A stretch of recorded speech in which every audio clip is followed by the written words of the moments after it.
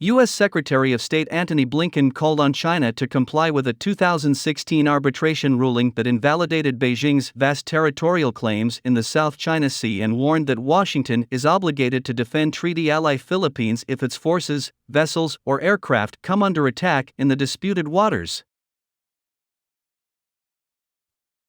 Blinken's statement, issued by the U.S. Embassy in Manila on Tuesday, was released on the 6th anniversary of the 2016 decision by an arbitration tribunal set up in The Hague under the UN Convention on the Law of the Sea after the Philippine government complained in 2013 about China's increasingly aggressive actions in the disputed waters. China did not participate in the arbitration, rejected its ruling as a sham and continues to defy it, bringing it into territorial spats with the Philippines and other Southeast Asian claimant states in recent years. We call again on the PRC to abide by its obligations under international law and cease its provocative behavior, Blinken said, using the acronym for China's formal name, the People's Republic of China.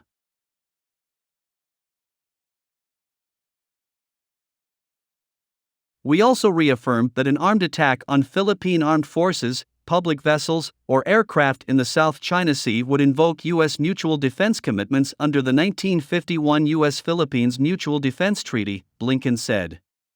There was no immediate reaction from Beijing.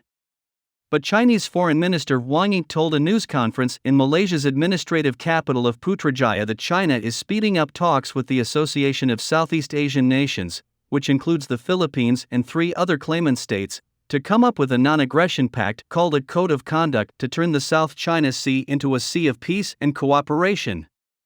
We will oppose bloc confrontation and Cold War mentality, Wang told journalists after meeting his counterpart in Malaysia, the last stop in his 5-nation swing through Southeast Asia.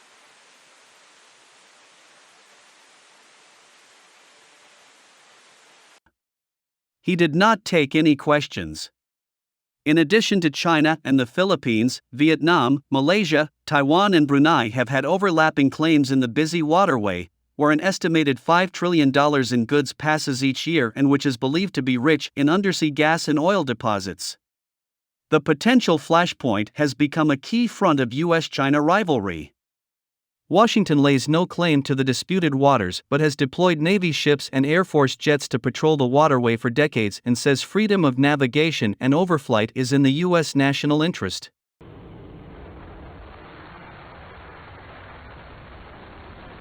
That has provoked angry reactions from China, which has accused the U.S. of meddling in a purely Asian dispute and warned it to stay away. Philippine Foreign Secretary Enrique Manalo said Tuesday that the arbitration ruling will be a pillar of his new government's policy and actions in the disputed region and rejected attempts to undermine the indisputable decision. These findings are no longer within the reach of denial and rebuttal and are conclusive as they are indisputable.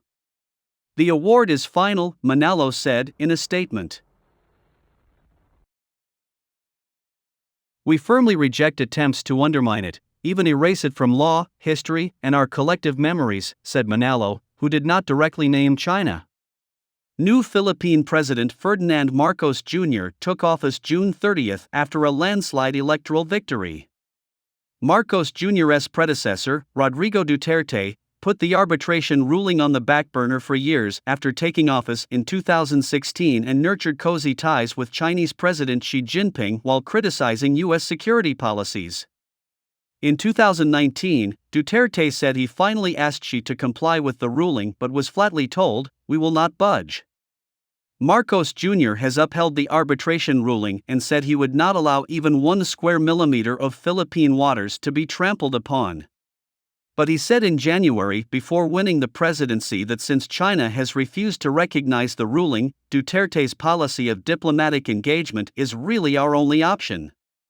Dozens of left-wing activists and workers protested in front of the Chinese consulate in Manila's Makati financial district on Tuesday, asking Beijing to respect the arbitration ruling and for Marcos Jr. to defend the country's territory and sovereign rights in the South China Sea.